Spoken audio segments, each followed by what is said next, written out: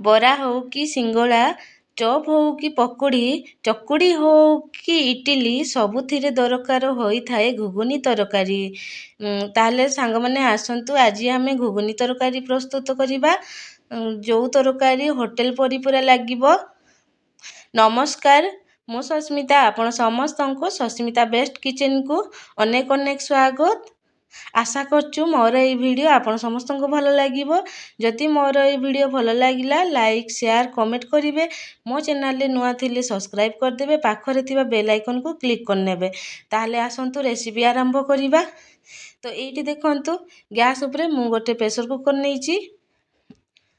ଆଉ ଏଇଠି ମୁଁ ଆଳୁକୁ ଛୋଟ ଛୋଟ କରି କାଟି ନେଇଛି। ଦେଖନ୍ତୁ, ସିଝିବାକୁ ଦେବି। ମୁଁ ଏଇଠି କଞ୍ଚା ଆଳୁ ଦେଇଛି, ଆପଣମାନେ ଚାହିଁଲେ ସିଝା ଆଳୁ ବି ନେବେ।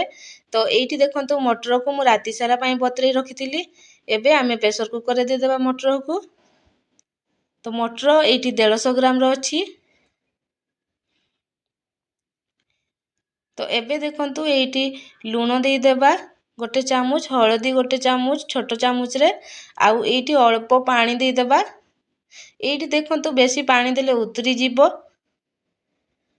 ତ ଅଳ୍ପ ପାଣି ଦେଇନେବା। ତାପରେ କ'ଣ କରିବା ନା, ଟିକେ ସୋରିଷ ତେଲ ଦେଇଦେବା, କାହିଁକି ନା ଉତୁରିବନି, ଉତୁରିକି ତଳେ ପଡ଼ିବନି। ଆଉ ଏବେ ଆମେ ସିଝିବା ପାଇଁ 2-3ଟି ସିଟି ମାରିବା ପାଇଁ ଛାଡ଼ିଦେବା।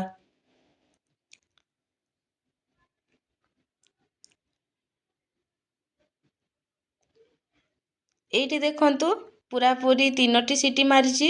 ଆଉ ଆମର ମଟର ଆଳୁ ସିଝିଲାଣି କି ନାହିଁ ଦେଖିନେବା।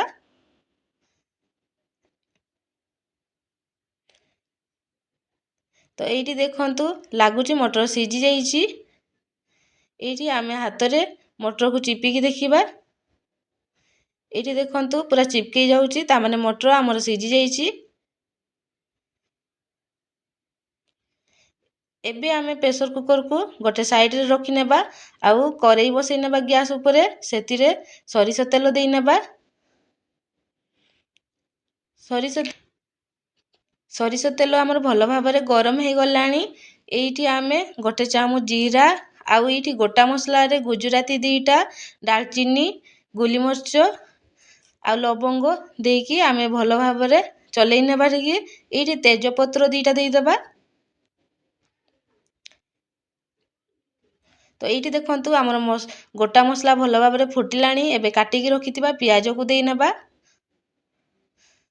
ପିଆଜକୁ ଭଲ ଭାବରେ ଚଲେଇ ନେବା, ଆଉ ଲାଲ ଲାଲ କରିକି ଭାଜି ନେବା। ଏଇଠି ଦେଖନ୍ତୁ, 2ଟା ମୁଁ କଞ୍ଚା ଲଙ୍କା ଦେଇଛି ମଝିରେ ଫାଳ କରିକି। ଏଇଠି ଦେଖନ୍ତୁ, ଅଦା ରସୁଣ ପେଷ୍ଟ ଦେଇଦେବା। ଅଦା ରସୁଣ ପେଷ୍ଟ ମୁଁ ଶିଳରେ ବାଟି ନେଇଛି। ମସଲାକୁ ଭଲ ଭାବରେ ଭାଜି ନେବା। ଏଇଠି ଦେଖନ୍ତୁ, ମସଲା ଭଲ ଭାବରେ ଭାଜି ହେଇଗଲାଣି। ତ ଏବେ ଆମେ 2ଟା ଟମାଟୋକୁ ମୁଁ ଛୋଟ ଛୋଟ କରି କାଟି ନେଇଛି, ତାକୁ ଦେଇନେବା। ଆଉ ଏଇଠି ଆମେ ସ୍ୱାଦ ଅନୁସାରେ ଲୁଣ ଦେଇଦେବା। ଆଉ ଭଲ ଭାବରେ ଟମାଟୋକୁ ସିଝିବାକୁ ଛାଡ଼ିଦେବା।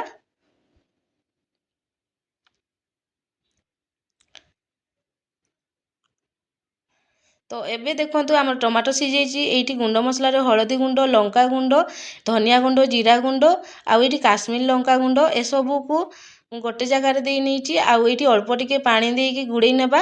ଗୁଳେଇ ନେଇକି ଦେଇଦେବା, ହେଲେ କ'ଣ ହେବ ନା, ଲାଗିବନି କି ପୋଡ଼ିବନି। ଦେଖନ୍ତୁ, ଏଇଠି 1 ଚାମଚରେ ମୁଁ ଗୁଳେଇ ନେଇଛି, ଆଉ ମସଲାରେ ଦେଇନେବା। ଆଉ ଭଲ ଭାବରେ ମସଲାକୁ କଷି ନେବା।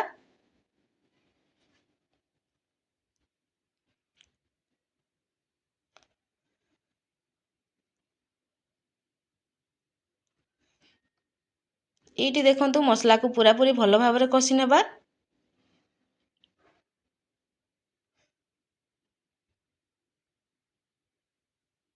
ଏଇଠି ଦେଖନ୍ତୁ, ଆମର ମସଲା କଷି ହେଇଗଲାଣି। ଦେଖନ୍ତୁ, ଏଇଠି ତେଲଟା ଉପରକୁ ଉଠିଗଲାଣି, ତାମାନେ ମସଲା ପୁରାପୁରି ରେଡ଼ି ହେଇଗଲାଣି। ଏବେ ଯେଉଁ ସିଝେଇକି ରଖିଥିବା ମଟର ଆଳୁ, ତାକୁ ଦେଇନେବା।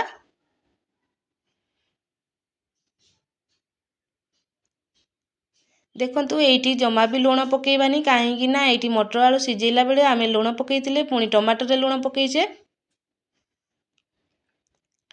ତ ଏଇଠି ଭଲ ଭାବରେ ଚଲେଇ ନେବା।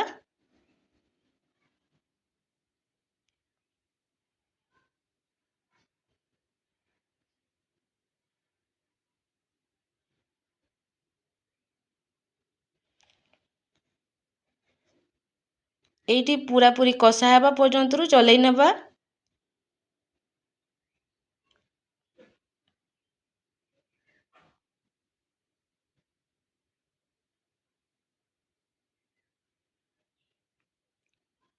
ତ ଏଇଠି ଦେଖନ୍ତୁ ଆମର କଷା ରେଡ଼ି ହେଇଯାଇଛି।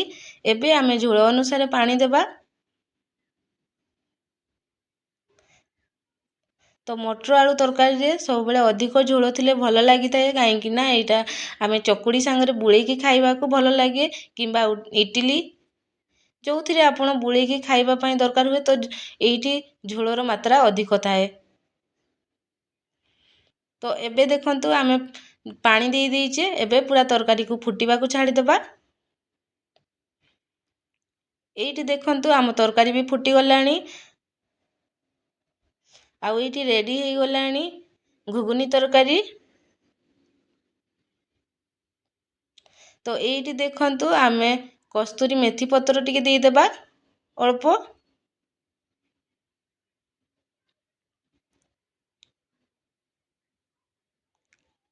ଏଇଠି ଗରମ ମସଲା ଦେଇଦେବା। ଏଇଠି ଦେଖନ୍ତୁ କାଟିକି ରଖିଥିବା ଧନିଆ ପତ୍ର ତାକୁ ବି ଦେଇଦେବା। ଆଉ ଏବେ ଗ୍ୟାସକୁ ବନ୍ଦ କରିନେବା, ଆଉ ତରକାରୀକୁ ଥଣ୍ଡା ହେବା ପାଇଁ ରଖିନେବା।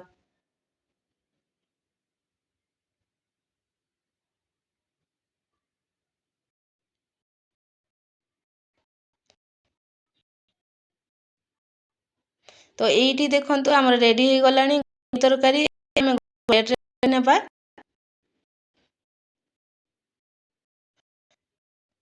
ଏଇଠି ଦେଖନ୍ତୁ ତରକାରୀ କେତେ ସୁନ୍ଦର ଦେଖାଯାଉଛି। ହୋଟେଲ ଦେଖାଯାଉଛି। ତ ଆପଣମାନେ ମୋ ପ୍ରୋସେସରେ ଥରେ ଘୁଗୁନି ଥରେ ନିହାତି ରାନ୍ଧନ୍ତୁ।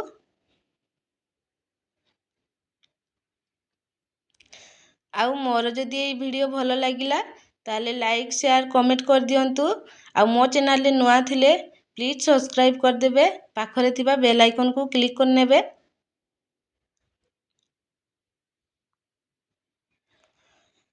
ରହିଲି, ନମସ୍କାର, ବାଏ ବାଏ।